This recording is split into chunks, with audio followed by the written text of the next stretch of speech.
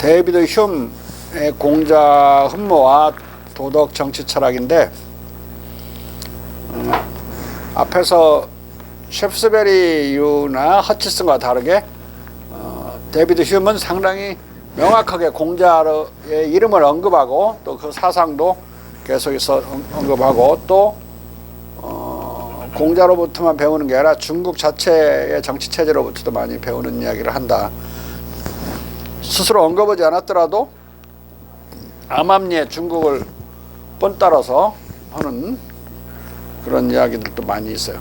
결정적이고 중요한, 세계사적으로 중요한 것은 중국이라는 거대한 땅덩어리가 어떻게 그런 안정적인 정치체제를 2000년 이상 유지될 수 있는가에 대한 고민 또는 탐구 속에서 방대한 나라가 더 안정적이라는 사실을 알게 돼요. 방대한 나라는 전제 정치가 불가능하다는 것도 알게 되고, 너무 땅이 넓으면 한 사람이 틀어질 수가 없어요. 지방들이 많아가지고. 그러니까 지방방송이 많다 이 말이야. 술 먹을 때 한 대여섯 명 먹으면 그때부터 지방방송 때문에 재미 하나도 없죠. 어? 두세 패거리 막 나누어서 막 떠들어대는 통에. 그러듯이 이게 땅이 넓으면 그렇게 통합이 세질 않고 느슨할 수밖에 없어서 독재나 전제가 불가능하다. 만약에 전제가 있다면 노미날하게, 명목상의 전제는 있지만 실질적으로는 통제가 안 되는 그런 자유분방한 그런 나라가 되고 만다. 처음에 시작할 때는 안 그렇더라도 그걸 알게 되고, 그러면은 민주주의가 서스테이너블 하려면, 오랫동안 존속 가능하려면 방대한 나라야 되겠구나, 그걸 알게 돼요. 그래서 대국민주주의론을 피게 된다. 그 관점은 아테네 같이 조그마한 나라, 소수의 인구 6,000명이나 2만 명 정도의 그런 소수의 인구를 가진 그런 작은 도시 소국의 민주주의는 금방 무너져 버린다는 걸 알게 돼요. 왜? 다수 의견으로 휩쓸리는 게 많아서 다수 의견이 불가능해져야 되는데, 다수 횡포도, 다수의 독재도 대단히 숨막히는 거예요. 다수가 소수를 억압하는 거. 여러분들 2명에서 한 놈 병신 만드는 거 쉽지? 근데 5천만이 나머지 100만 병신 만드는 건 아주 쉬운 거예요. 그래서 이 다수의 횡포도 소수의 횡포만큼 못지않게 인간에게 고통스럽고 또 박탈적인 것이다. 그렇다면 민주주의 국가에서는 늘 다수결로 결정을 하니까 다수의 횡포를 피하는 것이 중요한 문제죠. 그 문제를 방대한 나라에서는 다수 횡포가 불가능하다는 결론을 내려요. 그래서 민주주의에서는 소수의 횡포, 소수의 독재를 물리치려다가 다수의 횡포에 빠져드는 우를 범하지 않으려면 대국에서 민주주의를 해야 된다. 그러면 당연히 미국 같은 방대한 나라, 거대한 땅에서 13개의 나라가 합쳐갖고 하나의 연방을 이루는 것이 민주주의를 유지하는 데 유리하겠어요? 그냥 13개가 쪼매하게 쪼각쪼각 나갖고 하는 게 유리하겠어요? 결론은 뻔하죠. 한 나라로, 연방으로 페더라티브하게 묶여야 된다. 그런 입장, 데이비드 휴메 그 입장을 대변하는 사람들을 페더럴리스트라고 그래요. 미국에서는 페더럴리스트가 13개 각계 주에 각계약진을 주장한 사람들을 이기고 헌법이 만들어져요. 연방으로. 처음에는 페더라티브 하지 않았지만 컨페더라티브 했죠. 페더라티브와 컨페더라티브를 구분해야 돼요. 페더라티브는 연방제적, 연방력이라고 번역하고, 컨페더라티브는 국가연합적이라고, 우리가 남북 국가연합으로 통일한다 이런 말 할 때 컨페더라티브라는 뜻이야. 두 개의 국가가 있어가지고 둘이 거의 사실상 영구동맹 관계에 들어가는 걸 국가연합이라고 그러고, 페더라티브, 콘자 빼고 페더라티브 그러면 원 가버먼트, 하나의 정부 밑에서 주로 주정부가 있는, 연방정부와 주정부가 있는 이런 분리된 형태로 통합이 되는 걸 연방제적 통합이라고 그래요. 두 개를 구분 못하면 정치학 빵점인 거야. 그리고 남북 간에 무슨 통일 방안인지 뭐 국가연합 통일 방안이죠. 노태우 시절에 만들어졌던 1991년에 남북 합의가 국가연합 방안에 의해서 통일을 한다고 추구하는 선언을 했고 그렇게 남북 간에 합의를 해요. 북한은 어떻게 응대해 오느냐. 계속 연방제 통일 방안을 주장했었죠. 그 김일성이. 할 말이 없으니까 낮은 단계의 연방제란 말을 해가지고 국가연합 개념에 접근을 해요. 예? 뭐 낮은 단계 연방제가 있어. 그냥 국가연합 아니면 연방이지. 잘 몰랐으면 몰랐다고 하지. 그걸 또 무슨 낮은 단계의 낮은 단계 연방이라고 또 교목이 빠져나갔는데 어쨌든 간에 남쪽에다가 안테나를 맞추려고 이렇게 바꾼 거니까 긍정적으로 봐줘야 되죠. 우리 사회과학적 정치학적 개념에는 맞지 않지만 그래 미국은 10년간은 컴패러티브 했다. 그러다가 그런 상태로는 안 되니까 더욱더 연방의 권력을 강화시킴으로써 연방 정부가 이제 국권이 서게 돼요. 그래서 워싱턴 같은 사람들은 지금 우리 미국 대통령을 우리가 경험하는 의미에서 그런 대통령이 아니었어요. 그냥 상징적인 의미의 대통령에 지나지 않았고 오히려 이제 토마스 제퍼슨 그 3, 4대 대통령부터야 대통령다운 대통령이 이제 나오게 되는 거예요. 근데 이런 이론도 다 중국을 깊이 이해하고 관찰함으로써 이제 데이비드 휴미 만들어내는 거예요. 놀라운 세계사적인 아이디어죠. 이름도 또 아이디어라고 되어 있어요. The Idea of Perfect Commonwealth. 완벽한 공화국의 이념이라는 그런 논문을 상당히 긴 논문을 써요. 잘못하면 소책자로 변할 수 있는 긴 논문을 쓰는데 그 논문에서 그 주장을 해요. 미국이 독립할 거라는 걸 20, 30년 전부터 예견하고 있으면서 미국을 위한 처방을 내놓는 거야. 오히려 미국은 군주제를 선택하면 안 되고 민주제를 선택해야 되고 민주제를 선택하면 대단히 오랫동안 서스테너블 할 것이다. 오랫동안 영구적으로 존속할 수 있다. 아테나의 도시민주주의와는 다를 것이다. 도시민주주의는 쓰나미 선거 한쪽으로 다수파가 형성돼 가서 쓰나미 선거가 이루어지게 되면은 금방 무너져 버려요. 중후 정치로 가버린다. 에? 우리나라처럼 이렇게 큰 나라도 5천만이라도 선거가 어떤 때는 쓰나미 선거가 벌어질 때 있죠. 지난번 총선도 거의 쓰나미 선거였고 지방선거 쓰나미 선거였죠. 김정은이가 뭐라고 판문점 왔다 갔다 해버리니까 그냥 완전히 지방선거는 문재인 소속 정당의 일방적 승리로 끝났어요. 심지어 대구시장까지도 민주당 소속이 됐으니까 응? 마치 싹쓸이 통일되는 것처럼 느꼈어. 동서 갈등이 없어져 버린. 근데 그 다음 총선도 그렇게 심하지는 않았어도 거의 싹쓸이를 했다. 왜냐하면 183석을 얻었으니까. 4.19 혁명 끝나고 민주당이 정권을 잡아가지고 총선을 치렀는데 그 혁명적인 총선이라고 할 수 있죠. 그때도 178석밖에 못 얻었어요. 그런데 지난번 총선에서 민주당은 183석을 얻었으니까 5석을 더 얻었으니까 그 선거는 혁명적이지 않았는데 선거 결과는 혁명적인 결과 4.19를 능가하는 결과가 나왔죠. 그런 해석을 역사 속에서 한번 되짚어 볼 수가 있어요. 그런데 그 권력을 줬더니 아무것도 안 보고 깽판 쳤죠. 그리고 대선에 쳐버린 거예요. 그래서 만약에 지금 대통령 지지도만큼만 이재명이 얻었어도 완승을 하죠. 완승.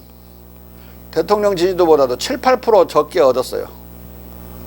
그게 뭐 0.83% 차이밖에 아니라 그따위 소리 하고 있으면 안 돼. 대통령 지지도가 그렇게 높은데 그걸 복원을 재현을 못해서 져버렸으니까. 옛날에 엘고가 클린턴이 임기를 마칠 때 60%였거든요. 지지도가. 그 정도는 아니어라도 한 42% 정도 되지요. 지금 현재 문재인 대통령의 지지도가. 근데 엘고는 60% 이상 클린턴이 얻고 있는 상태에서 선거를 치렀는데 져버렸어. 그래서 다 이긴 선거를 졌다고 그래요. 다음에 출마를 못했고 출마하겠다는 소리를 입 밖에 내지도 못했어요. 근데 그런 해석을 하는 사람은 민주당 안에 똘팍들이 없어요. 그러니까 문재인 대통령하고 거리를 취하면 이길 거라고 생각하면서 헛짓거리 많이 했죠. 문재인 까는 이야기도 이재명이가. 그러니까 지는 거예요. 역대 대통령 중에서 문재인 대통령만큼 임기 말에 지도가 그렇게 높은 사람은 한 명밖에 없었어요. DJ밖에.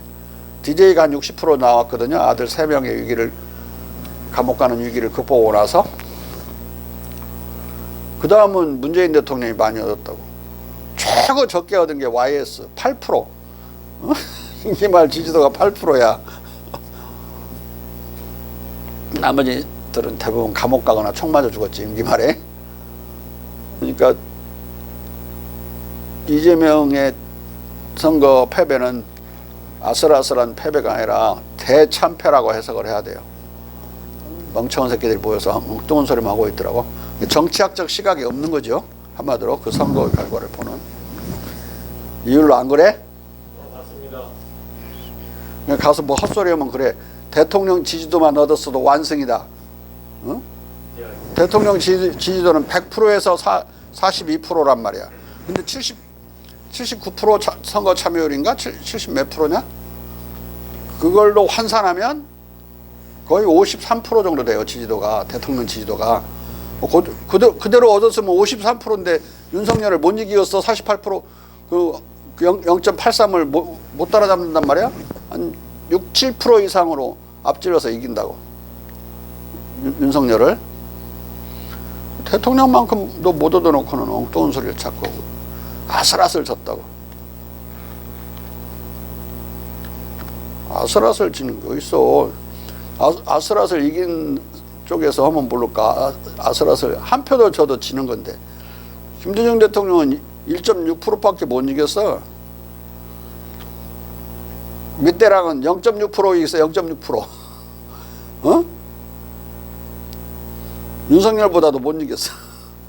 그러고도 7년 동안 개혁 다 했어. 프랑스의 최초 개혁이 벌어지죠. 밑대랑 사회당 대통령 출연에 의해서. 한 표만 줘도 지는 거고 할 말이 없는 건데 대통령 지지도만큼도 못 얻어놓고는 할 말이 많아. 그러니까 이제 정신 못 차리는 거지.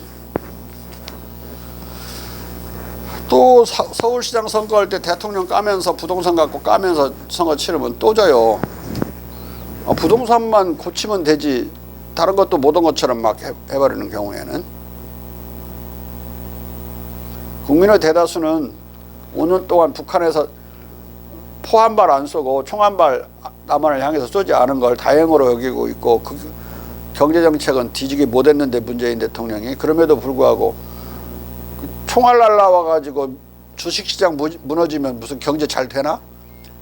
구체적으로 못했어도 크게는 바운더리는 잘 지켜줬으니까 경제가 발전한 거라고 봐야 되고, 북한이 해코지를 많이 했지만 뭐 지들 안에서 남북 교류 협력사무소 때리 부수고 이런 것밖에 안 했지 남한에다 총 쏘지는 않았죠.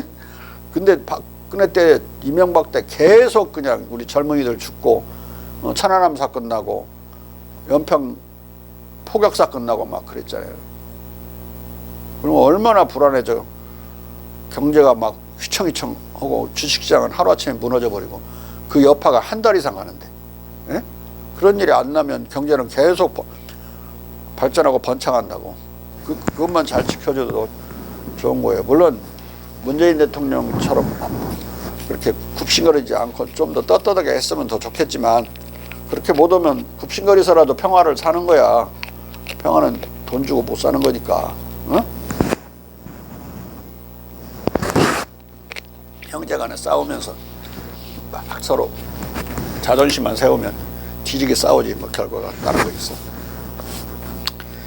자, 데이비드 휴먼 생각보다도 아주 명확하게 공자에 대한 긍정적 입장과 수용적인 입장을 취한다. 오늘 누가 읽기로 온 거야? 저요. 읽어봐.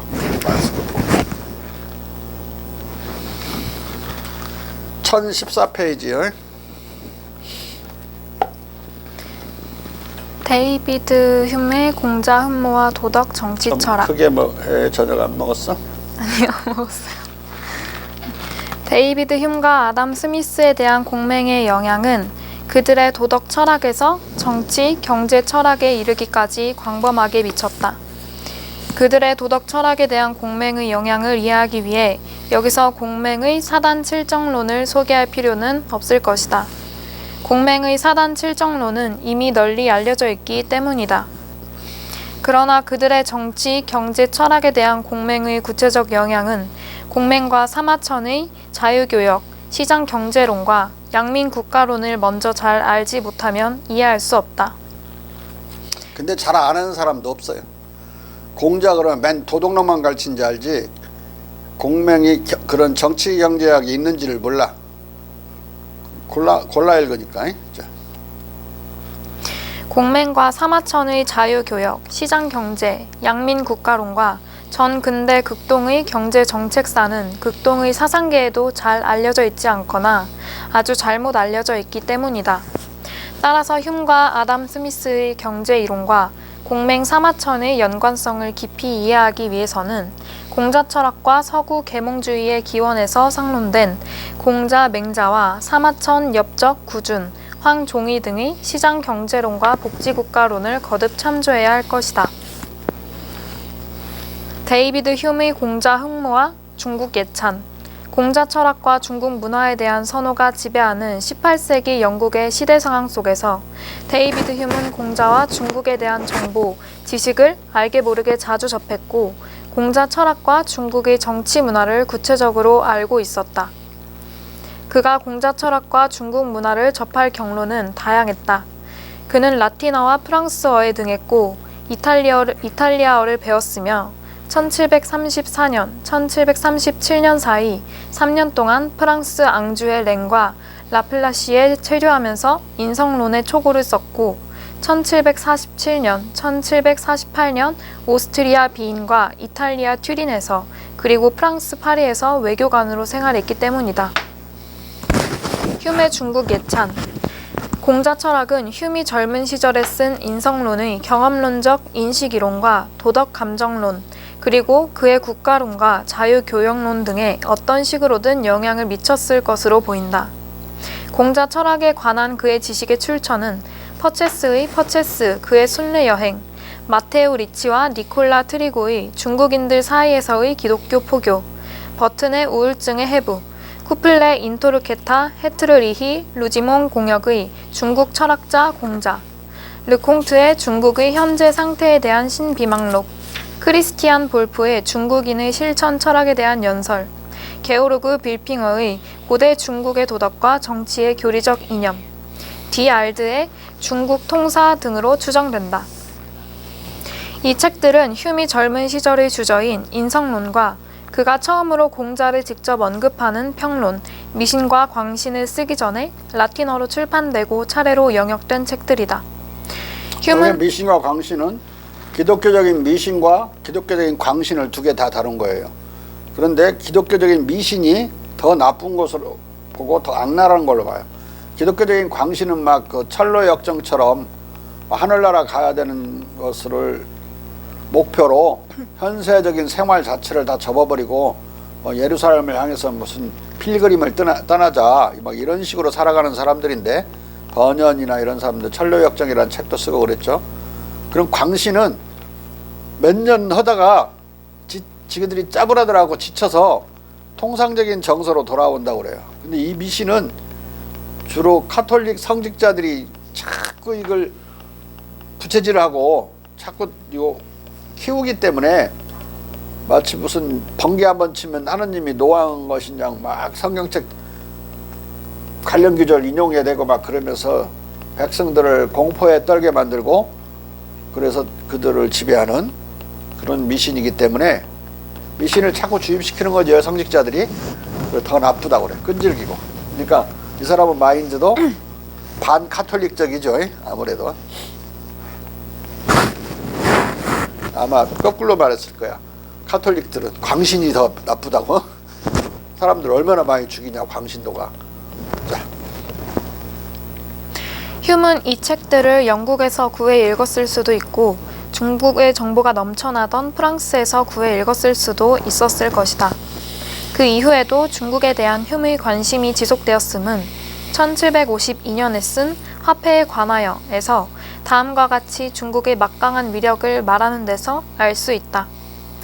우리는 가격들의 비교로부터 화폐가 3세기 전 유럽보다 중국에서 더 풍부하다고 추론할 수 있다. 그러나 이 제국이 부양하는 민간과 군대의 인원 명부로 판단하면 이 제국이 얼마나 막대한 힘을 보유하고 있을까? 또 1752년의 무역 수지에 관하여에서는 중국의 경제적 위력에 관해 이렇게 말한다. 이건 후기 저작이니까 거의 뭐 죽을 때까지 중국과 공자를 흠모하거나 애찬했다는 걸 알 수가 있어요. 그리하여 중국의 엄청난 거리상의 이격성은 우리의 동인도 회사의 독점권과 함께 교통통신을 방해해 유럽 안의 금과 은을, 특히 은을 저 왕국에 있는 것보다 훨씬 더 많은 양으로 보존시킨다. 그러나 이 커다란 방해에도 불구하고 위에서 언급된 원인들의 힘은 여전히 분명하다. 유럽 일반의 기술과 재간은 수공예와 매뉴팩처 분야에서 아마 중국에 그것을 능가할 것이지만 그것과 교역하면 반드시 굉장한 불이익을 보게 된다. 만약 우리가 아메리카로부터 받아들이는 보충이 없다면 화폐는 두 지역에서 거의 수평을 이룰 때까지 곧 유럽에서 내려가고 중국에서는 올라올 것이다. 자, 계속 유럽의 은이 중국으로 빨려 들어갈 것이다 이 말이에요. 네. 휴문 여기서 유럽의 기술과 재간의 우위에도 불구하고 극동과 유럽 간의 국제 무역이 본격화되면 중국인들의 근면성, 저임금, 거대한 인구에 기초한 중국의 우월한 교역 능력 때문에 유럽이 엄청난 무역 적자를 겪을 것임을 예언하고 있다. 실제로 그래서 결국은 아편전쟁까지 벌이게 되죠. 영국이 아편전쟁을 벌여서 이기지만 1941년 2년에 이기지만은 중국이 그 아편전쟁 결과로 맺은 소위 천진조약을 하나도 안 지켜요. 그러니까 다시 영국 프랑스 연합군이 연합을 해서 천진을 점령하고 북경을 점령하죠. 그래서 1860년에 이제 2차 아편전쟁을 일으켜가지고 에로 사건을 핑계로 해서 아편전쟁을 일으켜서 2차 조약을 맺어요. 90개 정도 되는 항구를 개방하는 조약인데 그걸 맺고 나서 10년이 지났는데 아편을 팔아먹는 것이 다른 상품도 팔아먹어야 되지만 영국에서 기계로 짠 그런 텍스타일들도 팔아먹어야 되지만 1차적으로는 아편을 팔아먹으려고 전쟁을 한 아편전쟁이란 말이야. 이유는 아편을 팔아갖고 중국으로 휩쓸려 들어간 은을 다시 꺼내가서 중국의 티를 사가려고 그런 거야. 이 티는 이미 영국인들의 일상 식용 음료가 돼가지고 없으면 이제 난리가 나고 폭동이 날 정도이기 때문에 그걸 수입해야 되는데 수입할 돈이 없는 거야. 은화가 없어가지고 은이 다 중국으로 가서 뭐 은을 다시 끄집어내는 방법은 인도에서 기른 아편. 인도에는 원래 아편이 없었어요.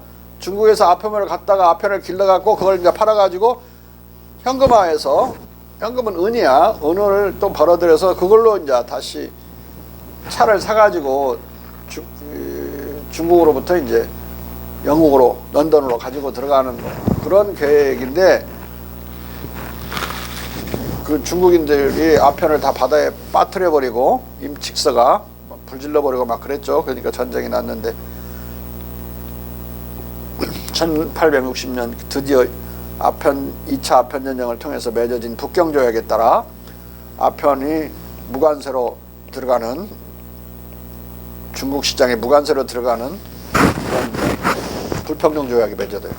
그런데 결과는 어떻게 됐느냐? 10년이 지나니까 중국 사람들은 오늘날도 그 짝퉁 만드는 거 선수잖아요. 아편을 다 길러가지고 아편을 못 길르게 금지했었거든요.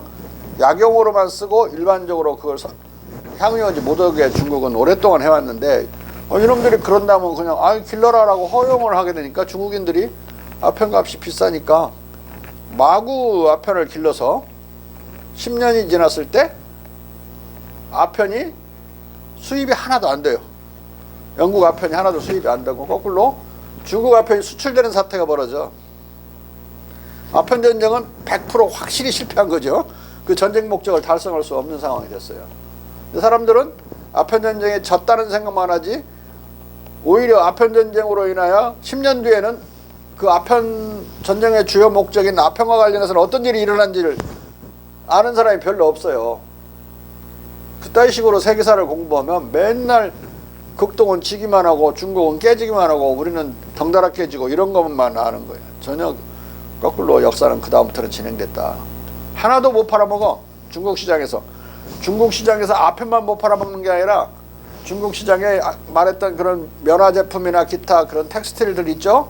하나도 못 팔아먹어. 왜냐하면 중국의 비단과 중국의 면직물이 훨씬 더 질이 좋고 훨씬 쌌어요. 그러니까 뭐 기계로 만들어서 들어와봤자 그 뭐 질도 나쁘고 조금 비싸고 또 운임까지 따지면 영국서 거기까지 실어와야 되니까 운임까지 따지면 더 비싸가지고 안 팔려요. 하나도. 어?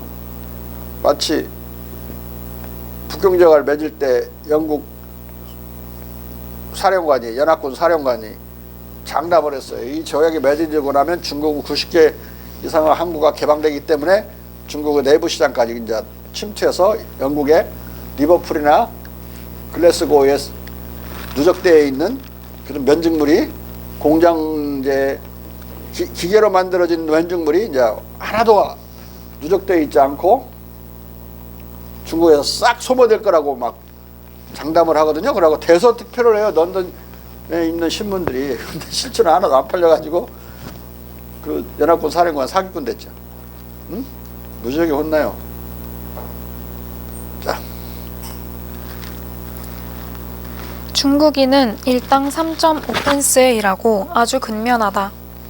중국인이 프랑스나 스페인만큼 가까운 곳에 산다면 우리가 쓰는 모든 물건들은 화폐와 가격이 수평에 이를 때까지, 즉 두 나라의 인구수, 근면성, 상품과 비례하는 수준에 이를 때까지 중국산일 것이다.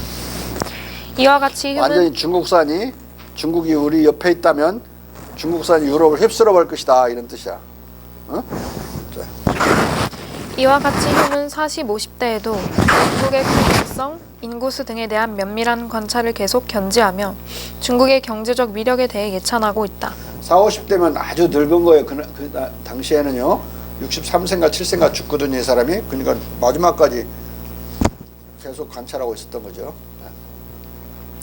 휴은 프랑스의 합리주의자들처럼 중국을 이상향으로 생각한 것이 아니라 중국의 도덕 문화적 측면의 탁월성을 평가하면서도 중국의 현실을 차분하고 냉철한 눈으로 분석했다.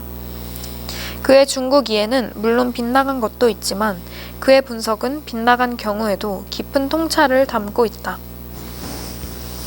휴은 가령 예술과 과학의 흥기와 진보라는 평론에서 중국의 문화적 탁월성과 제일성에 관해 다음과 같이 말한다. 중국은 예의범절과 학문이 상당히 축적된 것으로 보인다. 이 비축권은 수많은 세기를 거쳐 지금까지 생겨난 것들보다 더 완벽하고 완결적인 어떤 것 속으로 숙성되어 갔을 것으로 당연히 기대할 수 있을 것이다. 그러나 중국은 하나의 언어를 사용하고 하나의 법에 의해 다스려지고 동일한 방법으로 공감하는 방대한 제국이다. 따라서 공자와 같은 한 스승의 권위가 제국의 이 구석에서 저 구석으로 쉽사리 파급되었다. 휴은 이 중국 문화의 동질성과 제일성을 중국 과학의 느린 진보의 원인으로 말하고 있지만 중국에는 그런 동일성과 제일성이 존재하지 않는다는 것을 전혀 모르고 있다. 중국은 당시에도 수많은 민족과 수많은 언어를 가지고 있었고 유불선과 이슬람교 등 다양한 종파들이 백화제방, 백가쟁명하고 있었기 때문이다. 그러니까 오류를 범하고 있는데 그래도 이제 또 하나 얻을 수 있는 게 공감으로 하나의 세계가 형성된다는, 공감한다고 그랬죠. 이 통찰이 들어있어요. 그래서 정신적인 통일성이 국가를 대단히 중요하다 이렇게 생각해요. 물질적인 통일이나 이런 것보다도 정신적인 통일이 이루어지는 원리가 공감이라고 본 거예요. 대단히 올바른 판단이고 오늘날까지도 타당할 수 있는 이야기라고. 근데 중국은 몇 개의 언어로 되어 있냐면 8개의 언어로 되어 있어요. 소수민족 언어 빼고 중국말이 8개예요. 그래가지고 서로 말로는 소통이 안 돼버린다고. 그러니까 한자를 써서 필답을 하면 통하는데 다 통하는 게 아니라 그것도 한 8, 90% 통해. 왜냐면 같은 한자라도 뜻이 다르게 쓰이는 경우가 많아서. 그래서 우리 옥편에 보면 많은 뜻이 있잖아요. 한 단어에, 한자에. 그것은 중국 사람들이 한 단어를 가지고 하나의 동일한 중국 사람이 그렇게 가령 8가지 뜻이 있다면 8가지 뜻으로 쓰는 게 아니고 8개 지방에서 각각 다른 뜻으로 쓰니까 다 옥편에는 실어놓은 거예요. 에? 골치 아프죠? 그래서 그 사람들 통역해야 돼요. 중국 가본 사람 있어요? 여기 중국 가본 사람? 여행으로 중국 가본 사람.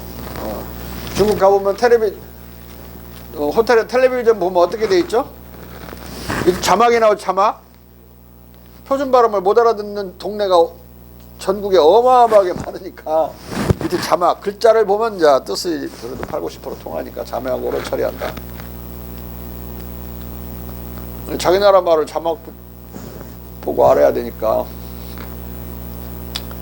그만큼 큰 나라고 방대한 나라고.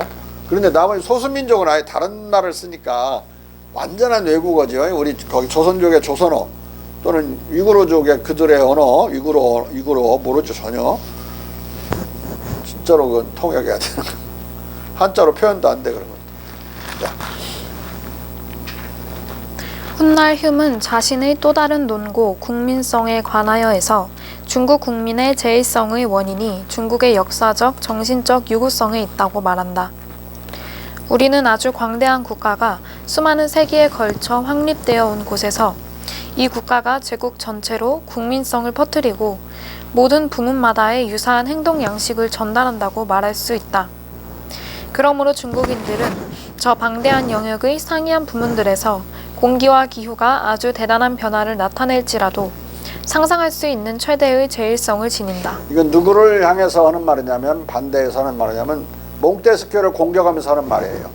몽테스키오는 기후에 따라 국민성이 달라진다고 그러는데 중국은 여러 개의 기후대를 포괄하고 있죠.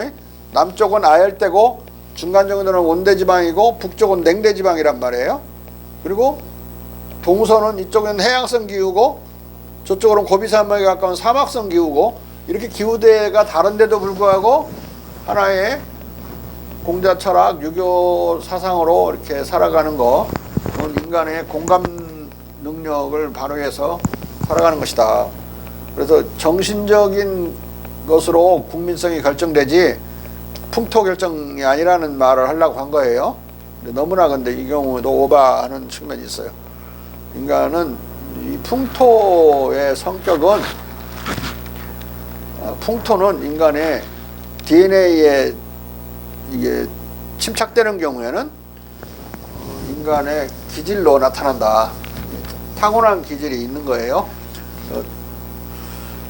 타고난 기질이 많은 인구 이동과 전쟁으로 인해서 그런 인종과 정족이 섞이면서 한 나라의 다양한 체질이 나타날 수 있지만은 체질이 섞여 있다고 해서 체질이 없어지는 건 아니에요. 우리나라는 세 개의 체질로 되어 있는데 요새 ITMG인지 이런 소리 하고 그러던데 그런 것보다 더 정확하게 이지만은 한국은 3가지 체질로 되어 있다고 봤죠. 가장 많은 체질은 태음인이에요. 거의 40에서 45% 정도. 우리나라 사람은. 두 번째 많은 체질은 35% 정도 되는 소음인이라고. 그리고 한 20에서 25% 정도 되는 소양인이 있고 태양인은 0.001%도 안 된다. 이제만은 태양인이었어요. 태양인은 전주시 가문에 자주 가장 빈도 높게 나타나요. 이성계도 태양인이었고 태양인은 세상을 대단히 슬프게 보는 사람들인데 그래서 과격해요. 막 세상을 정리하려는 생각 때문에. 형제간도 몰라봐. 궁예도 자기 처자식까지 죽여버렸죠. 이방원도 막 다 동생도 죽여버리고 다 죽여버렸죠. 법도에 어긋나면 다 죽여버려요. 왕건도 태양인, 유방도 태양인. 어떻게 보면 대단히 관대하고 끝없는 바다처럼 넓은 마음을 가졌는데 영린을 건드리는 사건은 가차없이 처단해버리는 그런 아주 과감하고 과격한 성격을 가진 사람들이야. 태양인들은 평소에는 이제 정치를 하지 않으면 대부분 종교인들이 많다. 우리나라에서도 이제 스님이나 기독교인 높은 성직자 중에 태양인들이 많아요. 그럼 뭐 김수환, 추기경 같은 양반들. 소수지만 많은 경우 유명한 사람들이 많아서 많아 보여요. 태양인이. 근데 1%도 안 돼. 중국은 상당히 많아. 그래도 2, 3% 정도 되는데 인도가 제일 많아. 종교 인구가 그래서 많은 거예요. 브라만 계급은 다 태양인이라고 봐야 돼. 브라만 계급을 그들 안에서 말할 때 머리에서 나왔다고, 머리에서 나온 카스트라고 그러죠. 그 다음에 소양인은 손에서 나왔다고 그러는데, 아니 그들이 이제 크샤트라를 손에서 나왔다. 어? 이제만은 이제 손을 잘 쓰는, 상체를 잘 쓰는 체질, 성질이 급하고 바깥에서 이기는 외승만을 추구하는 성격이에요. 내부에서, 동네에서, 집안에서 잘난 척하는 거 별로 좋아하지도 않고 삶의 보람을 못 느껴. 그런 경우에 소음이는 그 반대인데 암컷이고자만 하는 거야. 계속해서 소음인들은. 태양인은 아까 수컷이고자만 하는 거야. 그래서 이재명가 경고하기를 때로는 암컷이 되고자 해야 된다. 그런 말도 해요. 소음인은 이제 이율로 같은 소음인은 때로는 수컷이 되려는 웅지를 가져야 된다. 수컷 웅자야. 웅지할 때 웅자가. 안 그러면 째자라고 맨날 남 이야기할 때 쓸데없는 소리로 겐세이만 넣고 그런 존재야. 지나치게 세심하고 지나치게 정확하려고 그러고 숲은 못 보고 나무만 보다가 숲에 불난지도 모르는 사람. 태음이는 안에서 거하려고만 하는 사람들이야. 어? 소음이는 엄청나게 기쁨을 추구하고 태음이는 지나친 즐거움을 추구하는 사람들이에요. 태양이는 슬퍼하고 소양이는 분노한다. 정반대야. 이쪽은 이제 하나는 기쁨만 추구하고 하나는 지나친 즐거움만, 낙락이라고 그래. 낭만할 때 낙자 있잖아. 떠도는, 지나치게 떠도는, 흐르는 즐거움을 추구해. 그러니까 소양이는 미래에 살고 미래에만 살아. 미래를 꿈꾸었던 것이 지금 막 달성됐지? 그러면은 한 5초 좋아해. 그 다음에 이제 금방 또 허무감을 느끼고 또 할 거 없나? 미래만 추구해. 소음이는 과거만 추구해. 소양이는 과거가 험난했고 현재가 가시밭길이라도 미래만 밝으면, 비전이 있으면 잘 살아요. 소음이는 반대야. 과거가 아름다우면 잘 살아. 미래에 지금 앞이 콱 막혔고 현재는 자갈밭이라도 과거가 아름다우면 잘 살기 때문에 잘 살려고 막 과거를 꾸며대고 역사를 위조해요. 일본 놈들 보라고. 막 구석기 시대에 없는데 막 구석기 시대에 있는 걸로 사기치고 막 지들끼리 박수치고 그러다가 들켜갖고는 국제적인 망신과 창피를 당하고 막 과거를 아름답게 꾸밀라고, 편안하게 살라고.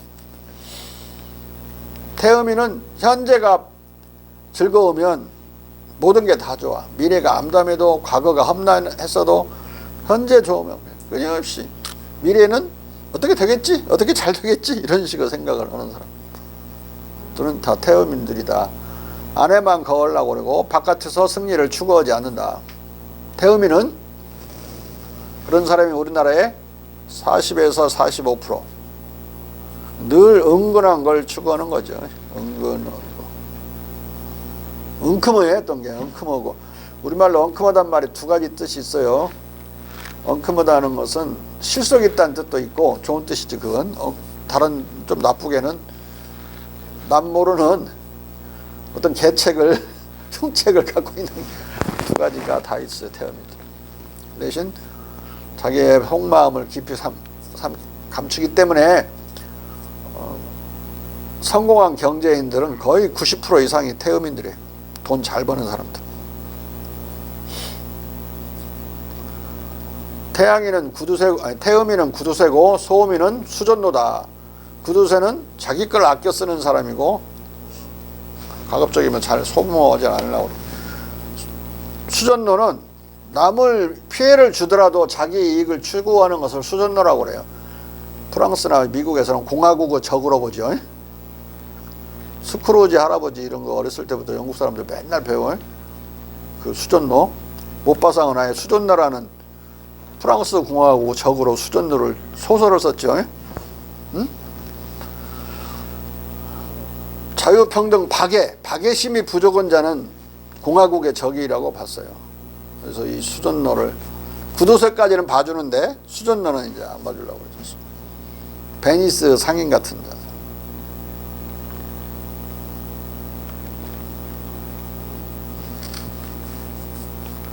소양이는 그런 돈 버는 것도 아무 관계없는 사람하고 돈을 너무 잘 허비 있어가지고 경제 능력이 없는 행렬병자들이 많아. 그 양아치 거짓짓 하고 다니는 사람들. 남한테 다 돈 써버려가지고 없어갖구나. 노는 거 좋아하고. 근데 이상하게 그 힌두교에서 말하는 브라마는 태양인 머리에서 나왔다고 그러니까 명석하거든요. 태양인들은. 두 번째 크샤트라는 팔에서 나왔다고 그래요. 근데 소양이는 팔을 잘 써요. 그러니까 모든 배구 선수, 모든 농구 선수, 모든 야구 선수는 다 소양인이다. 소양인이 많은 나라에서는 그것만 좋아해요. 절대로 발로 하는 거 안 좋아해요. 미국이 축구 아예 안 하죠. 뭐 그 아메리칸 풋볼 같은 건 아예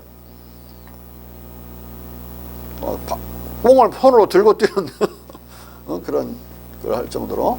그리고 그들은 농구 잘하고 야구 잘하고 또 뭐 배구는 모르겠는데 약간 그 골프 잘하고 이런 거 손으로 하는 걸 잘해요. 태음이는 허리가 허벅지 하체가 아주 발달되어 있어서 오래 걸 수 있는데 빠르게 걷지는 못해요. 그런데 허리의 힘은 대단히 셀 수밖에 없어서 유도 선수들은 대부분 90% 이상이 태음인들이다.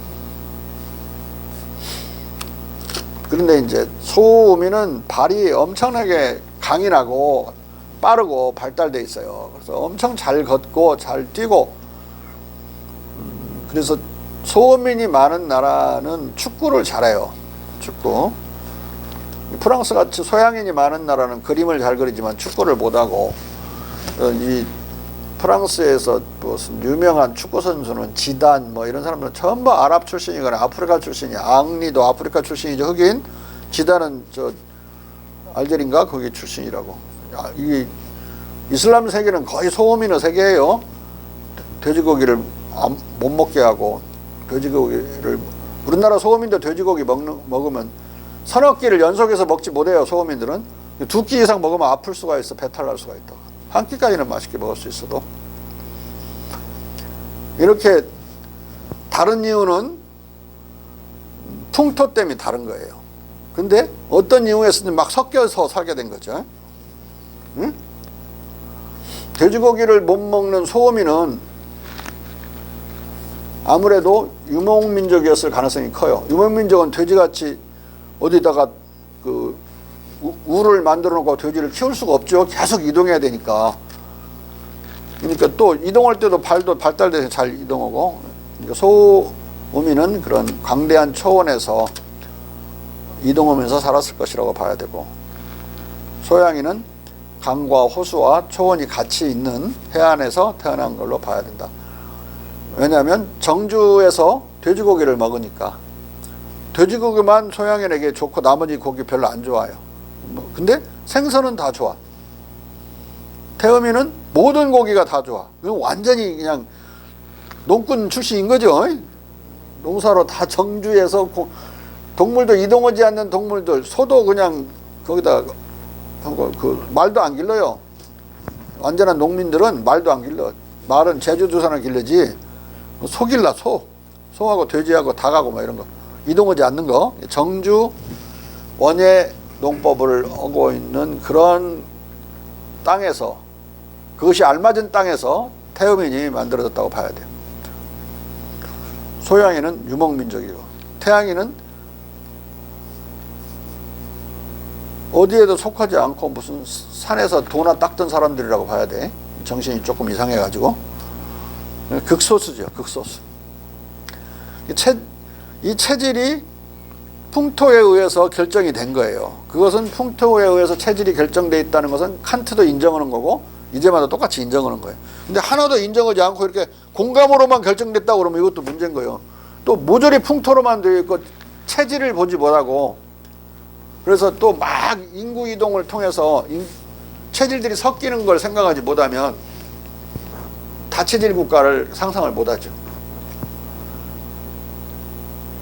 인도의 사성제만 하더라도 그렇게 브라만, 크샤트라, 바이사, 수드라 이 4개의 상제만 하더라도, 수드라는 하인 계급이고 잘 걷는 사람들이니까 소호민이라는 걸 알 수 있고, 바이사는 농사꾼들을 가리키는데 아까 농사꾼은 태음인이 나오는 거라고 그랬죠.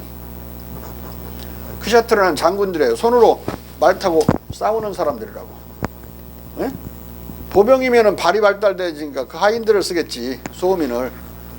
독일 놈들하고 일본 놈들이 소호민들이 인구의 70~80%가 소호민이라 독일 병정, 일본 외놈들 엄청나게 잘 걸어. 2발로 걸어서 대륙을 집어 삼키려고 온 놈들이야, 일본 놈들이. 근데 소양인은 말 타고 싸워야 되니까 장교 이상 돼야 되겠죠, 옛날 같으면. 창 쏘고 활 쏘고 검을 쓰는 거니까. 그래서 크샤트라는 장군이에요. 정치인 장군. 그러니까 이게 정치인은 말을 잘해야 되니까 소양인은 말도 잘하고 칼싸움도 잘해요. 원래 활도 잘 쏘고 구슬치기도 제일 잘하고, 멀리서 맞추는 걸 제일 잘해요. 소민은 구슬치기 못해. 구슬 다 뺏겨. 구슬치기 하면 못 맞춰갖고. 발로는 잘 맞춘다. 발. 정교하고, 소민의 발은 정교하고 강인하다. 빠르고. 그게 풍토가 체질로 변해서 DNA화 되어 있는 것을 보지 못하고, 또 공감을 통해서도 서로 또 하나의 민족을 형성할 수 있는 것을 몽테스큐는 보지 못했다. 그걸 까고 있는데, 데이비드 휴먼은 또 지나치게 그쪽으로 가가지고 그런 체질적인 요소가 사전 결정되어 있다는 걸 또 보지 못하는. 그래서 내가 이런 것들을 진짜 국민성은 뭐가 결정하는 거냐, 내가 답을 할 때 패치워크 문명론을 활용해서 기본적인 체질이 있고, 그 체질에 외래에서 들어오는 많은 문명 요소들이 짝입게 돼가지고 국민성이 결정된다. 이렇게 내가 이론을 전개해요. 자, 읽어.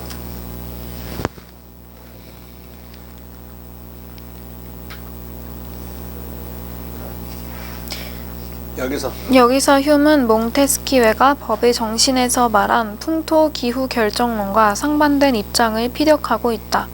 광대한 국가의 유구성이 기후, 풍토의 차이를 익히고 문화와 국민성을 유사하게 빚어낸다는 말이다. 클라이미트는 기후라고도 번역할 수도 있고 풍토라고도 번역할 수 있어요. 두 가지 다 같은 뜻이야, 깊이 따지면. 물론 휴무의 이 중국과는 지나치게 단순화된 것이다. 3000개의 종파로 파생된 중국의 유교, 불교, 도교와 그 밖의 회교 등 전혀 이질적인 종파들과 철학들의 역사적 각축과 훈구학, 성리학, 양명학, 고증학, 실학 등 유학의 다양한 유파, 춘추 전국 시대의 제자 백가의 유산 등 많은 중국적 문화와 학문 요소들의 지극한 다양성과 이질성이 무시되고 또 춘추 전국 시대 이래 다국 체제로 분열되었던 기간이 통일 제국을 이룬 기간보다 더 길다는 사실. 우리나라는 통일국가를 이뤘던 기간이 약 52%, 48%는 분열되어 있었어요.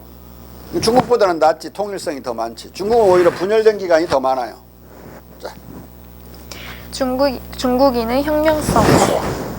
중국 땅이 역사적으로 수많은 민족의 다언어, 다문화 지역들로 분열된 땅이라는 사실.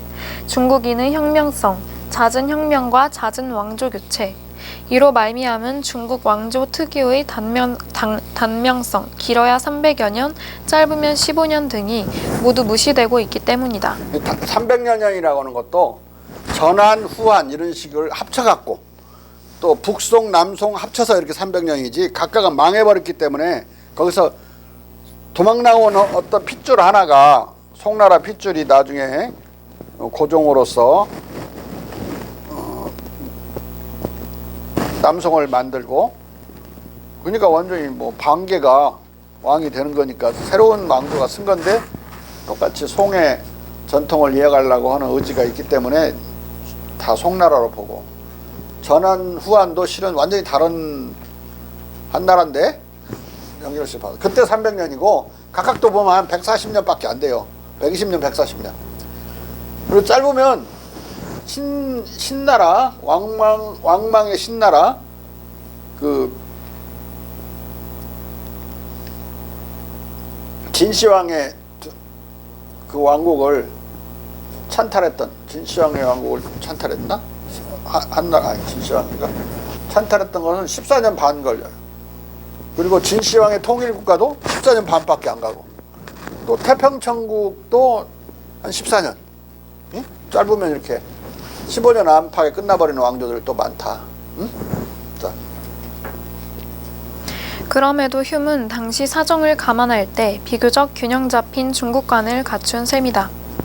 휴문 예술과 과학의 흥기와 진보에서 중국 정부를 중도와 자유가 보장되는 모든 정부들 중 최선의 정부로 극찬하고 있기 때문이다. 휴미 1742년의 이 글에서 활용한 공자 철학 및 중국 관련 지식은 중국 철학자 공자와 디알드의 중국 통사에서 얻은 것으로 보인다. 아까 말 잘못했어요. 그 진나라가 아니라 왕망이 찬탈한 나라는 한 나라야. 그 찬탈을 기점으로 전한과 후한이 갈라지고. 그리고 아무튼 휴문 여기서 중국을 예리하게 분석하면서 영국과 다른 장점을 가진 나라로 즉 서구적 자유정부의 사상은 없지만 영토의 방대성 덕택에 중도와 자유를 둘 다 향유하는 나라로 찬양하고 있다. 게다가 휴문 1752년의 상업론에서 18세기 중반의 중국을 세계에서 가장 번영하는 제국들 중의 하나로 묘사한다. 공자와 유자들의 자유로운 철학적 삶에 대한 휴메의 선망과 동경. 선망은 이제 부러워하는 거, 부러워함을 한자로 선망이라고 그래요.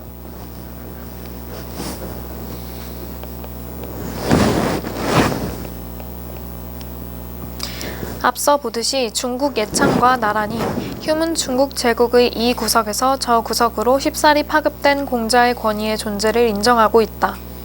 동시에 그는 종교 교단으로부터 자유로운 철학자로서의 유자들의 삶을 칭송하고 부러워했다. 이것은 그가 미신과 광신에 관하여에서 중국의 유생들 또는 공자의 제자들을 우주 안에서 유일한 진짜 이신론자 단체로 극찬하고 중국 유생들은 사제들도 교회 조직도 없다고 주석하고 있는 데서 분명히 드러난다. 여기서 콘푸시우스도 다 대문자로 썼고 인 차이나도 대문자로 쓰고 뒤에 또 차이니스 리터라티도 또 대문자로 썼어요. 얼마나 부러워했는지 알 수가 있죠. 자. 이 대목에서 휴문 공자와 그 제자들을 우주 안에서 유일한 정식 이신론자들로 극찬하는 그의 지극한 마음을 다시 공자 중국, 중국 유생 등의 영자를 대문자로 쓰면서까지 유별나게 강조해 표현하고 있다. 이 데이비드 휴먼은 끊임없이 영국 교단으로부터 성공해 국교의 교단으로부터 무신론자로 고발당할 위험에 계속 처해 있었어요. 그리고 그 교단이 있어가지고 그 교단으로부터 종교적 박해, 감독을 계속 했죠. 온 국민을 향해서. 근데 여기서는 유학자들은 아무 교단이라는 게 없어요. 유학자들을 거느리고 관리하는 뭐 목사도 없고 아무것도 없죠. 그냥 자유로운 하나의 학자들이란 말이에요. 학자들, 철학자들. 근데 이걸 엄청나게 이 자유로운 프리 필로소퍼들의 이 어떤 무리 이걸 대단히 부러워하고 동경했던 거야. 중국처럼 살았으면 좋겠다. 철학자들이 끊임없이 교단의 감시를 받지 않아도 되고 또 그에 어긋나는 것을 하더라도 탄압당하지 않는 관대하게 봐주는. 근데 중국은 완전히 관대하게 봐줬죠. 가령 그런 반개수록 같은 그게 실학인데 그런 걸 국가에서 찍어요. 반개수록을. 그 사람은 처음에 젊은 시절에 그 저자는 반개는 벼슬하고 저 부안으로 내려가가지고 글만 쓰고 농사 짓고 살다가 남긴 글을 반개수록이라서 했는데 그걸 국가에서 찍어서 영조가 첨서까지 다 읽어봐. 근데 뭐 쓸만한 게 하나도 없다고 그래. 어? 어쨌든 간에 실학자들의 책도 다 읽어요. 왕들까지도. 그거 국가에서 찍어내고 정약용의 여유당 전서도 그 선조 때 다 찍어. 국가에서 책을 찍어준다? 엄청난 영광이었어. 그 당시에도. 아주 유명한 재상이 죽으면 그 양반들의 문집을 국가에서 찍어주라고 망호 명령이 내려오면 찍어서 돌려보고 그랬었는데 그거 말고도 이제 사찰에서도 찍고 또 서원에서도 찍고 또 개인이 자기 집 족보 같은 걸 다 찍었어요. 부자인 가문들은 다 금속알짜로도 찍은 데도 있고 목알짜로 찍은 데도 있고 이제 목판으로 찍은 데도 있고. 목판은 이제 한번 파버리면 바꾸기가 힘들죠.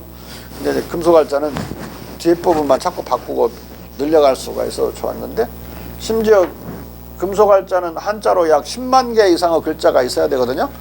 그렇게 해서 부잣집에서 그렇게 하면 현종실록 같은 경우는 활자를 잃어버리고 막 그래가지고 나라에서 개인한테서 금속 활자를 사서 실록을 찍기도 하고 또 나중에 가면 이제 그 개인이 영리 목적으로 그걸 책을 찍어내는 그런 그야말로 이제 방각본이라고 그러는데 그 방자는 흑토변에 모방자, 방향할 때 방자, 그 방이 이제 옛날에는 서점을 가르쳤어. 방이 서점본이지. 서점본의 책이 많이 찍혀 나와요. 이제 우리 춘향전이, 심청전이 모조리 다 거기 찍히는데 그만큼 잘 팔려야 되니까 잘 팔리는 책만 죽으라고 찍어내죠.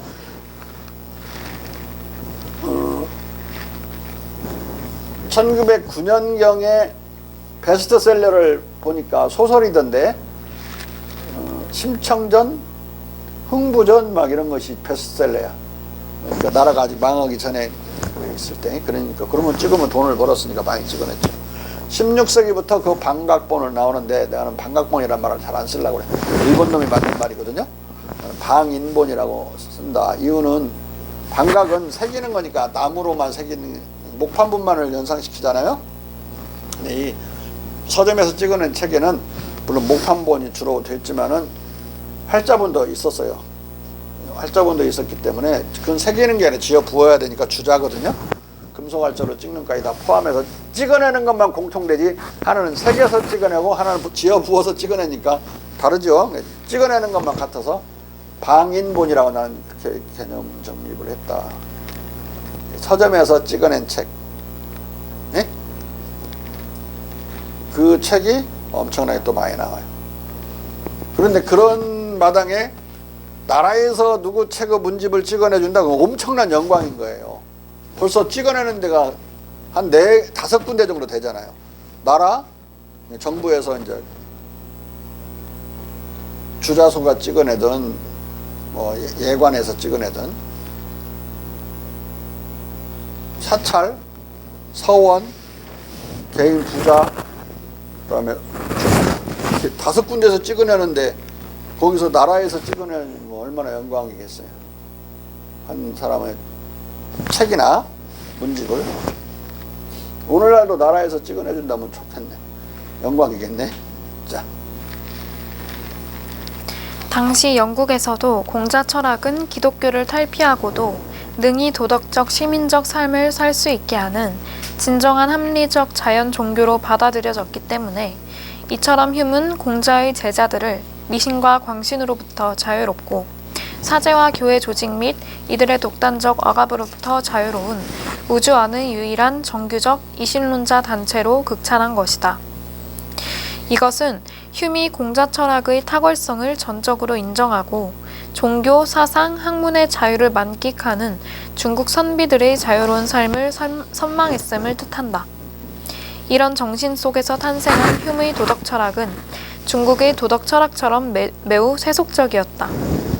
이런 까닭에 세속적이었다 이 말은 종교적이지 아니었다 이 말이야. 반종교적이었다.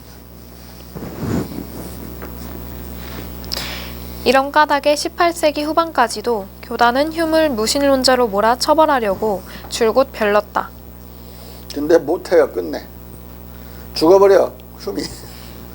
죽어버린 통에 못해. 자. 휴에 그 대한 다음에 높아져 버려. 프랑스 대사가 되거든요. 그거를 어떻게 할 수가 없는 거야. 나중에 외무 차관이 돼요. 그거 때리 잡을 수가 없는 거야. 갈수록이. 자꾸 높아져갖고. 휴에 대한 중국과 공자 철학의 영향과 그 경로, 공자 철학에 대한 휴의 접근 경로, 공자와 중국에 대한 휴의 이러한 직접적 언급들은 휴이 그 특유의 자아와 도덕의 이론에서 동양 철학의 영향을 받았을 것이라는 주장을 더욱 신빙성 있게 만들어준다. 실체 개념과 실체적 자아의 개념을 부정하는 것, 즉 실체는 그럴듯하게 날조된 명목일 뿐이고 자아란 오직 유동하는 지각들의 묶음 다발일 뿐이라는 것, 신의 이성적 인식에 대한 부정, 도덕의 기초로서의 인간의 인애, 동정, 공감 능력 등에 대한 휴의 도덕론적 주장은 실체적 자아를 부정하고 주체의 자기 구성을 요청하는 경물, 치지, 성의, 정심의, 수신, 천도, 천명, 죽음, 사후세계, 귀신의 인지적 불가지, 측은지심, 수호지심, 공경지심의 공감 능력 등에 대한 공자와 맹자의 이론과 유사하고 나아가 실체와 자아의 해체는 불교와도 상통하는 바가 있다. 이게 자아라고 여러분들이 여러분을 확실히 알고 있다고 하는 자아는 사실 파악을 하려고 하면 잡히질 않아요. 여러분들이 지금 50이 넘는 사람도 있고 뭐 40이 넘은 사람, 20세가 넘은 사람도 있지만은 다 합쳐서 뭐 7살 때 자기가 아니잖아요. 지금 완전히 변했는데 자기가 자기라고 한단 말이에요. 휴먼 물론 이 사람의 자아 이론이 다 옳은 거 아니에요. 휴먼 어떻게 얘기하냐면 자기를 가공하는 걸로 생각했어요. 과거 것을 지금 것 같다고 자기가 자꾸 조작적으로 등치시키는 걸로 이해를 했다. 근데 그 실제로 인간의 자아는 그런 기억의 연속성 속에서 그 계속성을 정체성, 나는 나다라고 하는 정체성으로 파악하고 있는 것이지 그렇게 정체성을 구성하는 거 페이닝 뭐라고 위조하는 것이 아니라고. 페이닝이라는 단어를 썼는데 이 사람은 F-E-I-G-N-I-N-G 페이닝 뭐라고 해야 되나, 가공하는, 가공적인 조작, 지어내는 거, 자아를 지어내는 걸로 생각했어요. 왜냐하면 인간이 갖고 있는 의식은 늘 단속적이라서 연속성이 없다고 생각한 거예요. 그런데 그렇지 않고 우리는 기억은 연속적이에요. 늘 자기가 자기 자신을 자기라고 느끼는 것은 그 기억이 끊어지지 않았기 때문에 자기를 자기라고 느끼는 거예요. 옆에 있는 친구가 그 사람이 어렸을 때부터 친구로 계속 남아있었던 사람, 같이 맨날 50살이면 50살까지 살아온 그런 친구는 그 옆에 친구가 그 성장하고 늙어가는지 몰라요. 맨날 매일매일 봤으면 조금씩 변해가지고 수십 년 지났는데 크게 변했지만 이 사람은 못 느끼는 거야. 그렇듯이 본인도 그걸 못 느끼는 거야. 본인은 옆에 있는 친구보다 더 딱 붙어서 자기를 경험하잖아요. 이게 못 느껴. 그런데 한 20년 떨어졌다가 동창놈 만나봐요. 서로 늙었다고 지랄해요. 남만 쳐다보는 거야. 저는 이제 안 늙었고 엄청난 격차를 느끼면서 동질감을 안 갖는 거예요. 그래서 동창들 만나면 많이 싸우는 거야. 어? 술 처먹고 싸워요 많이. 만나지 말라고. 왜? 그렇게 오래 떨어져 있으면 친구가 이미 아니야. 아웃 오브 사이트, 아웃 오브 마인드란 말도 있죠. 시야에서 사라졌기 때문에 물론 잠깐 사라진 건 상관없지만 그것이 막 수십 년, 20년, 30년 사라진 녀석이 무슨 친구야. 친구인 줄 알고 그걸 덮어 씌우다가 이 새끼 봐라 나를 지금도 우습게 하네. 뭐 이제 돈 좀 벌었다고. 공부도 못한 놈이 돈 좀 벌었다고. 근데 계속 한 놈이 어렸을 때 그 기억을 갖고 어? 공부 못한 놈으로 계속 취급하지 않아. 술자리에서 싸워요. 거꾸로도 마찬가지예요. 가온이는 전혀 경험이 없는 건데 없어? 아주 어려서 그래. 나중에 시집가고 막 그래봐. 이제 어떤 데는 공부도 못한 년이 훨씬 더 시집 잘 가가지고 막 나와서 막 치자고 나와서 의식되고 흔들고 막 그러면 공부 잘하던 친구들은 막 열불나지. 응? 뭐 그런 말 있잖아. 공부 잘하는 년, 그 뭐야, 얼굴 이쁜 년 당하지 못하고 얼굴 이쁜 년 시집 잘 가는 년 당하지 못한다고. 어? 이게 실력으로 된 게 아니기 때문에 이게 이제 수십 년 지나면 성공 여부가 공부 아닌 실력 아닌 어떤 다양한 운수나 우연에 의해서 결판나는 경우가 많잖아요. 그러니까 그것에 대해서 수용을 못하는 거야 손쉽게. 그러면은 그 단절이 큰 경우에는 옛날의 기억만 갖고 있는 자는 옆에서 딱 붙어 있었던 평생 같이 간 깨북장구 친구 때부터 지금까지 같이 간 친구와는 다르게 갈등을 느낄 수가 있고 위화감을 느낄 수 있지 친구들한테. 그 정체성을 못 느끼는 거야 옛날에 봤던. 이 기억의 연속성 속에서 자기 자신과 끊임없이 대화를 하면서 말로 하는 대화가 아니라 공감을 하면서 자기를 구성해 가는 거예요. 그것을 어떻게 잘 하느냐, 그것을 수신이라고 공자는 불렀고 영어로 번역한다면 The self-making of the self야. 자기가 자기 자신을 만드는 거예요. 공자에 있어서 자아 개념은 이 사람이 만드는 것처럼 거짓말로 거짓적으로 가공하는 게 아니라 조작하는 게 아니라 도덕적으로 아름답게 또 다이아몬드처럼 단단한 자아를 만들어가는 문제가 공자 철학에서 자아의 가장 중요한 철학이다. 그러니까 공자 철학은 개인적 자아로부터 출발하는 거야. 집단이 아니라 가족이라는 거 중요하지 않다고. 수신 그러면 자기 자신을 만드는 거죠. 자기 자신을 갈고 닦아서. 숫자라고 하는 것은 갈고 닦는다는 뜻이지만은 고친다는 뜻도 돼요. 수정한다고 그럴 때 뭘 수정한다 할 때 그 같은 숫자를 쓰는 거니까. 수찬한다 그러면은 고쳐서 낸다는 뜻이야. 개작한다는 뜻이야. 수찬한다 그러면 수찬해서 편찬하는 거. 아니 그 수정해서 편찬하는 걸 수찬이라고 그런다. 중수한다.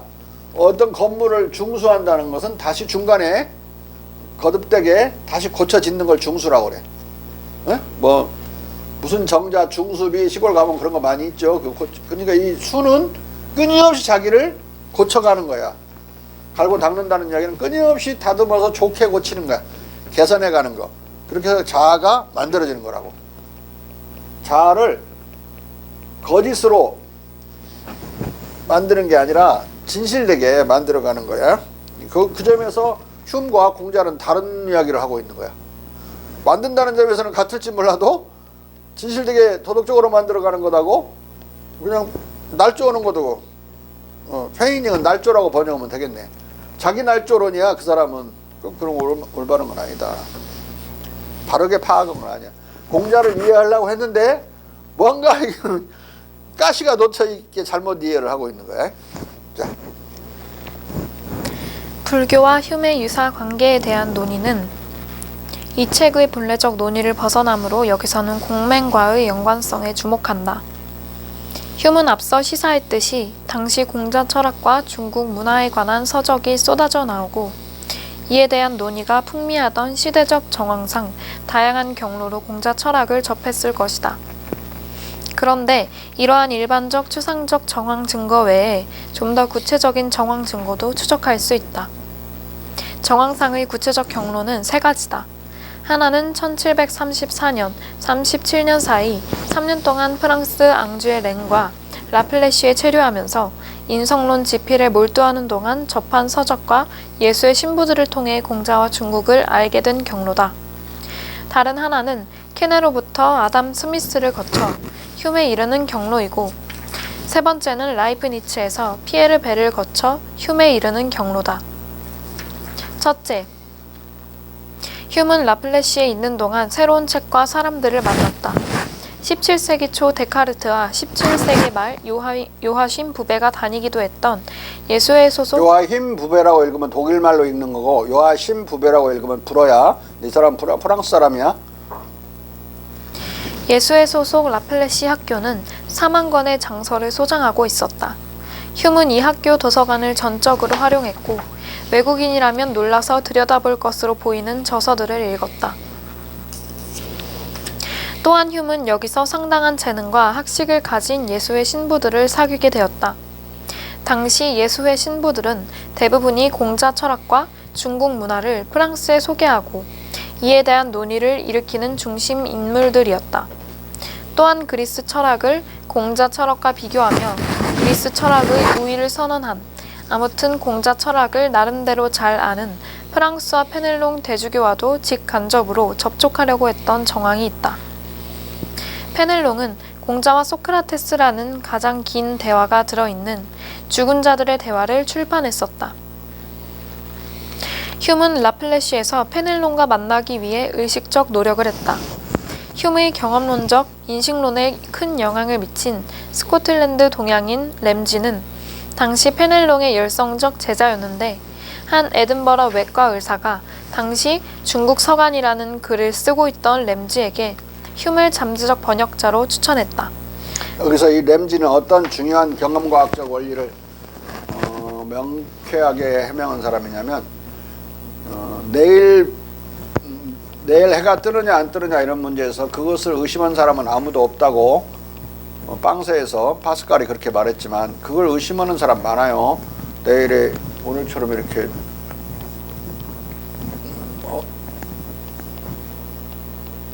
구름이 많이 끼면 해가 못 뜨고 그러죠. 또 북극이나 남극에서도 해가 못 뜰 수도 있는 거고. 그래서 그럼에도 불구하고 우리가 살고 있는 이 영역 안에서 내일 해가 뜨느냐 물었을 때에는 램지는 뭐라고 그랬냐면 뜬다고 그랬어요. 이유는 지금까지 해가 떴기 때문에 해가 뜰 거라고 믿을 이유는 많지만, 믿을 이유는 다지만 올이지만 안 믿을 이유는 제로다 이거예요. 그런 경우에는 과학적 에비던스라고 할 수 있다. 그래서 경험과학의 과학성은 이것이라고 정의한 거예요. 지금까지 그래 왔던 것이 100%고 그러지 않으리라고 믿어야 될 이유가 제로인 경우에는, 아직까지는 제로인 경우에는 우리가 엠피리컬 사이언스라고 할 수 있다. 그걸 휴이 받아들이는 거니까. 물론 램지는 유명한 학자는 아니었지만 당시에는 유명했어요. 클래시컬하게 유명하지는 않아서 휴처럼 유명한 서양 철학자가 될 수는 없었지만 휴한테 큰 개념적 기여를 한 사람이야. 경험론에 있어서 수학적인 명증성이 아니더라도 경험적 명증성이 있을 수 있다는 걸 보여준 사람이야. 램지는 휴을 만났다. 그리고 철학적 대화를 나누고 휴을 평가했으며 내게 소개장도 써주었다. 그러나 램지는 휴의 철학체계에 동의하지 않았고 휴도 그의 중국 서간을 번역하는 일에 관심이 없었다. 결국 번역일은 성사되지 않았지만 휴이 공자 철학을 아는 사람들 사이에서 지냈다는 중요한 정황 증거가 된다. 따라서 이 라플레시에서 휴은 자연스럽게 수많은 공자 서적과 중국 관련 서적을 읽었을 것이고, 중국의 나름대로 정통한 그곳 사람들과의 교류 속에서 이에 관해 많이 전해 들었을 것이다. 나아가 휴미 예수의 선교사들의 중국 관련 저서를 읽은 것에 대한 좀 더 분명한 증거도 있다. 휴문 종교사 자연사의 섹션 3개의 창조주나 조물줄로 여겨지지 않는 신들에서 중국인들은 그들의 기도에 응답하지 않을 때 그들의 불상을 때린다는 구절에 르콩트를 출처로 붙이고 있다. 르는 르콩트의 여기 각 주에 많은 책들이 부차적인 책들이 소개되는데 여러분들은 논문을 쓰거나 레포트를 쓸 때 이런 책들을 읽어야 돼요. 이런 논문이나 책을 안 읽고 내 것만 자꾸 요약해서 그 레포트를 쓰면 그건 점수가 어느 정도 한정될 수밖에 없죠. 그래서 영어로 된 것들을 읽어야 그 대학원생으로서 학문의 맛이 있는 건데 안 읽고 그냥 엉뚱한 책 읽고 이울로 같은 거는 쓸데없는 책 읽고 쓰는 거. 여기 있는 책을 읽어야지. 뭐 처음에 뭐 날르려고 그래? 잘 걷기부터 해야지. 네? 예, 그리고 우리 장군이 쓴 거 봤지? 예, 맞습니다. 이거. 그는 르콩트의 프랑스 이름 이것이라는 영문 이름으로 표기하고 있는 것으로 보아 내가 못 읽어. 프랑스 아닌가요? 르콩트. 근데 영어로는 르콩프트라고 해놨어요. P자가 들어가 있지? 영어로 이름을 표기할 때 이렇게 쓰는 거니까 이 사람은 불문으로 안 읽었고 영어 번역본을 읽었다는 걸 알 수가 있어요. 인용을 이렇게 해놨으니까. 자. 중국의 현재 상태에 대한 신비망록을 영역본으로 읽었음이 틀림없다. 둘째, 캔으로부터 아담 모르겠어. 또 혹시나 두 개 다 읽었는데 영역본을 인용했을 수 있는 거죠. 페이지를 밝혀주려고 하니까. 그렇지만은 일단 아주 간단하게 추정할 수 있는 것은 영역본 읽었다 이거예요. 영역본을 인용하고 있으니까. 자. 둘째, 캔으로부터 아담 스미스를 거쳐 흉에 이르는 경로다. 흉은 1763년과 1764년 동안 볼테르와 더불어 프랑스의 대표적 친중국 학자인 케네와 자주 만나 상세한 담화를 나누었다. 케네는 당시 프랑스의 공자라고 불리던 사람이에요. 프랑스의 공자. 자. 휴문 당시 파리 주재 영국 대사 허트포드 백작의 비서관 신분이었다. 그는 차례로 부력된 인성론, 인간지성론, 도덕 원리론을 쓴 철학자이자 정치 논고를 쓴 정치 경제학자이고 영국사를 펴낸 역사가이며 파리 주재 영국 외교관인 휴문 파리에서 일리학 국제적 명사로 떠올랐고 열광적 환영과 환대를 받았다. 근데 말이지 이 허트포드 백작이 이제 부탁에 의해서 일단 비서관 신분으로 출발을 하지만은 나는 중간에 돌아올 것이다. 돌아오면 너를 대리대사로 추천해서 왕한테 대리대사를 만들어 줄 것이다. 마지막에 내가 돌아올 때는 그 약속을 받고 비서관에 취직을 하는 거예요. 근데 프랑스로 바로 상륙하는 게 아니라 대체로 이제 네덜란드로 상륙해서 네덜란드에서 이제 육로로 파리에 들어가는 게 이제 그 당시로선 정통 코스였는데 네덜란드에 가까이 오는데 막 그 시민들이 항구에서 막 나래비를 서가지고 남녀 막 섞여서 막 만세를 부르고 그러는 거예요. 그래서 휴문 자기가 모시고 가는 허트포드 백작을 환영하는 줄 알았어요. 대사님이 드디어 부임한다고. 가까이 가서 들었더니 데이비드 휴문 만세를 부르고 있는 거예요. 이미 데이비드 휴문의 중요한 책들은 불어로 번역이 돼가지고 파리에서 유명해져 있었던 거야. 데이비드 휴문. 그러니까 이 허트포드 백작이 파리에서 누구를 데리고 가야 먹힐까 이미 알고 정보를 수집해가지고 휴문을 시골에 있는 휴문을 데리고 간 거예요. 이거 뭐 전혀 몰랐던 건 이 사람은 휴문 모르고 가서 보니까 자기 환영하는 소리였어요. 깜짝 놀란 그 일화가 에피소드가 있어요. 곧 프랑스 수도에서 흉과 알고 지내지 않는 것은 사회적 죽음이 되었다. 흉은 궁정 서클과 이른바 식자공화국에서도 칭송을 받았다. 식자공화국은 유력한 여인들이 운영하는 살롱들의 독특한 프랑스 계몽주의의 영토였다. 살롱에서 휴문 프랑스 계몽주의에 동력을 공급하던 비평가, 문필가, 과학자, 예술가와 철학자들, 즉 필로소프들을 소개받았다. 여기에는 유럽의 문화통신원, 프리드리히 그림, 방대한 전집 백과전서의 편집인들인 선구적 수학자 장 달랑베르와 다재다능한 데니 디드로도 들어있었다. 디드로는 흉을 계몽 정신의 동지, 즉 세계 시민으로 인정했다. 흉은 백과전서의 주요 재정 지원자이자 기고자인 열정적 무신론자 돌바흐 남작의 친근한 벗이 되었다. 무신론자였어요, 돌바흐는. 근데 흉은 공자와 같은 회의론자였어요. 회의론자는 신이 존재한다고 주장하지는 않지만 알 수 있는 증거가 없으니까, 그렇다고 신이 존재하는 것을 부정하지도 않는 입장이에요. 부정을 버리면 설명 안 되는 게 너무 많으니까. 예? 흉은 1765년에는 대리대사로 승진했고 새 대사가 부임할 때까지 5개월 동안 대사관을 책임졌다. 흉은 루소의 공격적 성격을 지적하며 그를 런던으로 데리고 가지 말라고 말리는 달랑베르, 그림, 디드로, 돌바흐 등의 강력한 만류에도 불구하고 1766년 망명자 루소를 데리고 런던으로 귀국했다. 물론 이들의 예상대로 루소와의 만남은 곧 파탄으로 끝났다. 하지만 이것은 지식인들 사이에서 흔히 있는 일인 만큼 선의의 관계와 찬미는 멀리서나마 아주 잘 유지되었다. 이 루소는 런던에 도착했을 때 데이비드 휴머를 의심하기 시작해요. 휴머를 스파이로, 영국 스파이로 자기를 꼬셔서 데려오기 위해서 영국 정부에 넘겨버리려고 완전히 혼자 망상을 막 하는 거죠. 정신병자 비슷한 사람이에요, 루소는. 그리고 사상도 대단히 분열적이에요. 정신분열적이라고.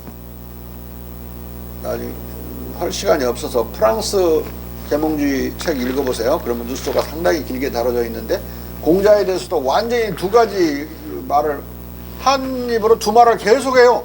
중국에 대해서도 찬양도 극단적으로 하고 비난도 극단적으로 하고, 이게 한 사람이 하는 말인지 알아들을 수 없을 정도의 왔다 갔다 하는 말을 한다. 자. 1766년 버클류크 공작의 유럽 투어를 수행하고 파리에 온 아담 스미스도 공작의 진료를 겸해서 케네를 만났다. 진료가 아니라 진료. 네. 한국말도 뭐냐. 공작의 진료를 겸해서 케네를 만났다. 아담 스미스는 훗날 케네의 돌연한 사망으로 이루어지지 않았지만 국부론을 케네에게 한정하려고 했었다. 스미스는 휴메의 막역한 친구, 12살 아래의 고향 후배였다. 스미스는 스코틀랜드는 이제 영국의 전라도예요. 웨일즈는 영국의 충청도고 잉글랜드는 이제 경상도인데 전라도 선후배야, 아예 둘이. 12살 차이고. 스미스는 틀림없이 케네의 자유주의적 중농주의에 대해서만이 아니라 그의 중국론에 대해서도 흉과 많은 이야기를 나누었을 것으로 보인다.